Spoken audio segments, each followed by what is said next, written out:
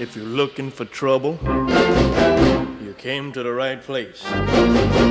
Hey bestie! Welcome to the final installment in my summer recap vlog series. This time brought to you from the sausage savvy land, otherwise known as Germany. Before you click away from this video assuming I'm just your average wannabe aesthetic YouTuber making their bed in the morning and taking mirror selfies, it's giving broomstick. Let me assure you that the chaos to come in this vlog is not to be missed. The Duolingo bird kidnapped me last night and told me that if I didn't start learning Italian it would haunt me for the rest of my life, so I didn't have a choice and now this is what I'm doing. We'll see how long it lasts. If I'm not fluent in Italian by the end of the month, I'm scam. Absolute scam. For starters, our week at the famous Locarno Film Festival watching my last video. Our week at the famous Locarno Film Festival brought on the sudden urge for me to start learning Italian, because I decided that if I were to go back to the festival sometime in the future, I'd want to be able to watch the Italian films without having to read the subtitles. In my mind, the idea of learning a whole entire language seemed easier than reading words I understand perfectly well. And so when the 50th Duolingo advert came up on my Instagram Explore page, I finally caved in. Eventually, Mother Goose summoned me from my corner and we headed into the city to do some shopping with my grandma. Naturally, I got a bit distracted looking at all the things I definitely didn't need, but I will say, this collection of One Direction CDs? Muller is the biggest 1D stan and I love it. Need I say more? I found a frog preaching Christianity and then rejoined my gang to explore the local Edeka, which is probably one of the most overpriced supermarkets in Germany, but they still have avocados, so I won't complain. Of course, it's not a day of shopping without also getting something for my guinea pig gals back home, so as is tradition, I dragged my parents with me to the pet shop and forced them to let me buy yet another tunnel to add to the 20 I already have. Finally, we went into DM, a place which only brings out the best in me. And yes, I went on the rocking horse. How else am I going to prove to you all my top-notch riding abilities? I'm on a mission to collect my socks from the washing line. I told you this vlog would be chaotic and all over the place. Apparently someone spiked my sandwiches with some suspicious substance because my insanity levels seemed particularly alarming at this point in the day. Success. Yes, I'm still holding a plate.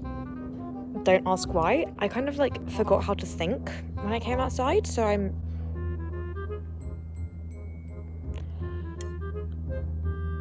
What? I have retrieved my socks. Look at these thick tomatoes, which my grandma is growing.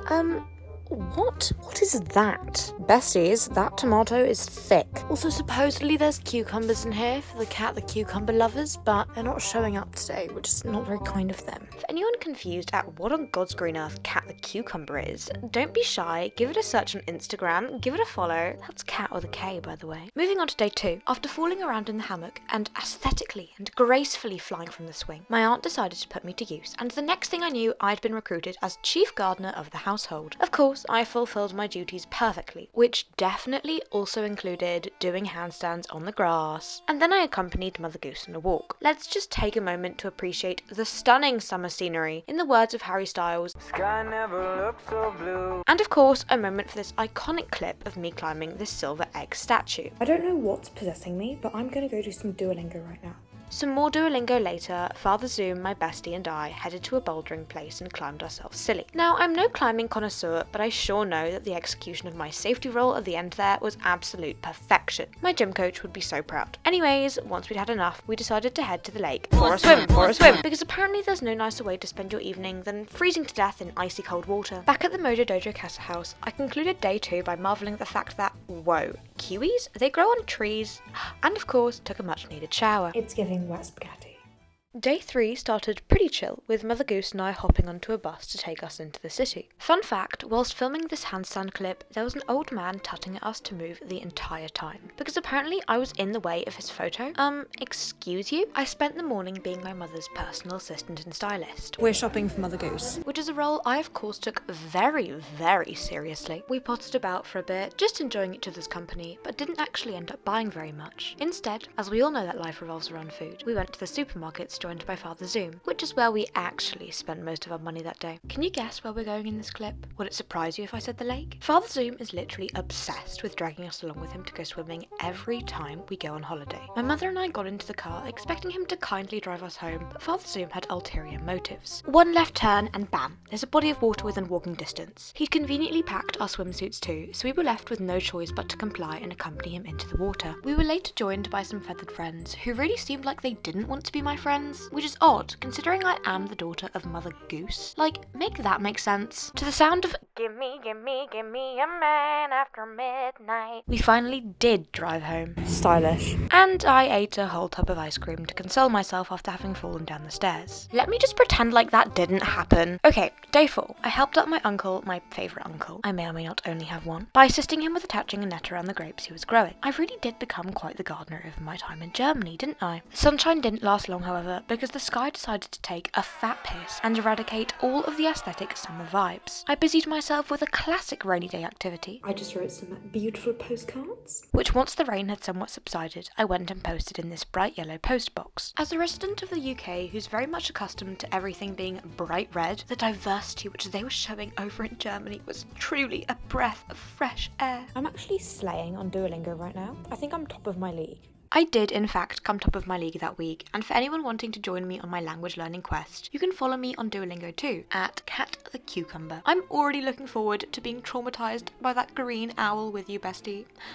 All that aside, however, Father Zoom had somehow managed to convince us to go swimming with him, again, on the same day that it had just rained. Yeah, I don't understand either, folks. Anyways, if you watched my last summer recap vlog, like the loyal subscriber I am sure you are, you might remember me saying something along the lines of, if ever a once-in-a-lifetime opportunity is offered to me containing anything to do with heights or jumping off of them, I won't take it. Well, here's a plot twist for you all. There was this probably around 5 metre or so tower, although it felt more like 20 when you were standing on it, which I for some odd reason decided to jump off of. I beg of you to congratulate me in the comments, because it was truly a display of the utmost bravery, so get those party emojis at the ready. I did my usual gymnasticsy shenanigans, because 2 weeks away from intense training back home was apparently too much for me to cope with, and then we bid the lake farewell, as it would be our last swim of the summer.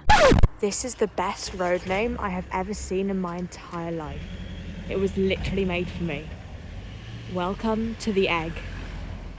With a heavy heart, I must announce to you all that day 5 was the final day of our vacation. I proved my Italian competence by writing a "thank you very much" post-it note for my aunt and uncle. As you can tell, Duolingo taught me well. And then, like the competent teenager I am, I packed my suitcase so I'd be ready to go when the time to say toodles arrived. That was probably the worst shot ever. We still had a bit of time until then, however, so I forced Mother Goose into plaiting my hair because no, I can't do it myself, and concluded our morning in Germany by going on one more walk. I don't mean to drastically change the subject, but let me just say that if I had to sum up my entire personality with just one clip, I think it'd be this one. Me, as Alien Cat, absolutely vibing all the vibes on top of that silver egg statue. Yes, there is no iconicness level higher than that. Literally, I look like I'm floating. Fast forward 10 minutes of me begging not to leave later, and we'd arrived at the airport. You know what, besties? I'm almost certain that they deliberately position numerous opportunities to indulge in retail therapy right outside security, because isn't that just the best way to sell you products? They rationally stress you out over accidentally forgetting to put your sunglasses through the scanning machine, and then prompt you to buy chocolates and sweets to soothe your overwhelmed mind. I wasn't going to fall for their sneaky schemes, however, so I absolutely took advantage of the free Great British Channel perfume samples. If they want to security check my sanity away, then I was going to walk through the rest of that airport smelling like a celebrity. I indulged in some bookwormery, but then the unexpected happened. Besties, our flight is delayed by 1 hour. Okay, fine, I'm being overdramatic. It wasn't even that bad of a wait. I swallowed like 50 more pages of my book, and then they herded us out like cattle to wait for the plane in the rain. It's boxed water, besties.